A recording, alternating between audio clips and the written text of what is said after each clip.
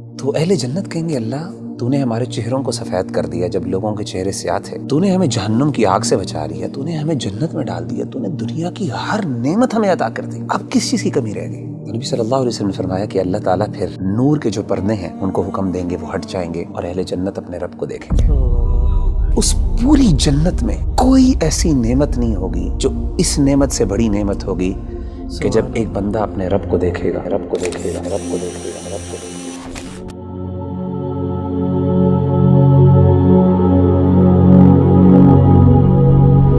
آج کے جو ماڈرن ایشوز ہیں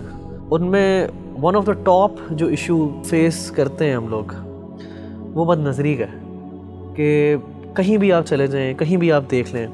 بڑا مشکل ہوتا ہے اپنی نظر کو بچانا اور اس چیز سے اپنے آپ کو بچا لینا جو اللہ سبحانہ و تعالیٰ نے منع کی ہے۔ تو کیسے آج کل کا نوجوان اور کیسے ہم لوگ جو ہیں بچ سکتے ہیں کہ ہماری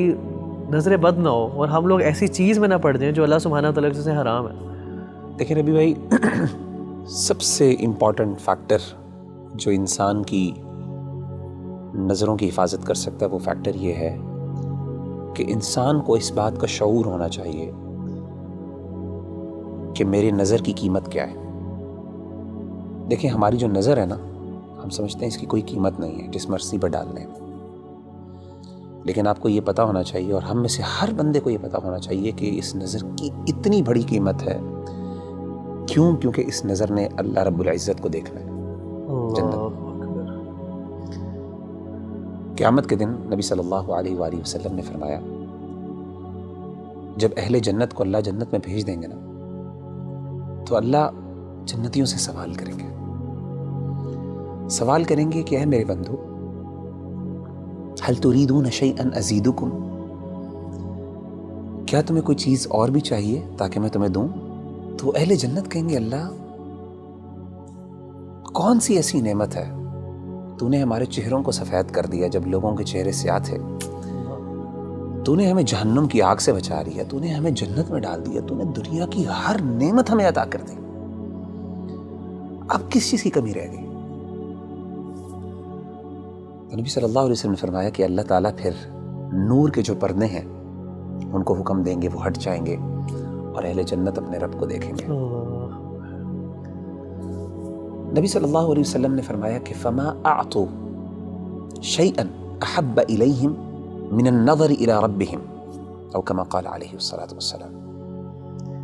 کہ اس پوری جنت میں کوئی ایسی نعمت نہیں ہوگی جو اس نعمت سے بڑی نعمت ہوگی کہ جب ایک بندہ اپنے رب کو دیکھے گا۔ اور صحابہ نے بڑے حیران ہو کے پوچھا، انہوں نے کہا کہ اللہ کے رسول هل نرى ربنا، ہم اپنے رب کو دیکھیں گے؟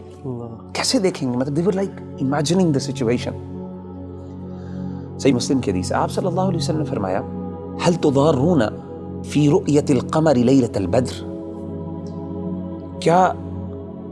اندھیری رات میں جب 14ویں کا چاند نکلتا ہے، اندھیرے میں بالکل گھپ اندھیرا ہوتا ہے، اس میں 14ویں کا جب چاند نظر آتا ہے، فل مون جسے ہم کہتے ہیں،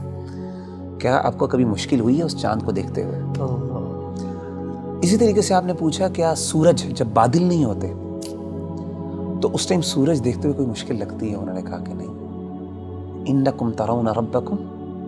کذالک، اسی طریقے سے تم اپنے رب کو دیکھو گے۔ سبحان اللہ۔ تو میں سمجھتا ہوں کہ جب انسان کو یہ شعور ہو جائے نا اور اس کو یہ پتہ چل جائے کہ ان نظروں نے اللہ رب العزت کو دیکھنا ہے قیامت کے دن، اور ان کا شرف اور ان کا سٹیٹس اور مقام یہ ہے، تو کوئی بندہ یہ پسند نہیں کرے گا کہ جن نظروں نے اتنی پاکیزہ ذات کو دیکھنا ہے وہ کوئی اللہ معاف کرے گندی چیزوں کو اور گندی فلموں کو اور اللہ کی حرام کردہ چیزوں پہ نظر ڈالنا۔ میں سمجھتا ہوں یہ شعور سب سے زیادہ اہم ہے اور یہ ہمیں اپنے ہمیشہ ذہن میں رکھنا چاہیے۔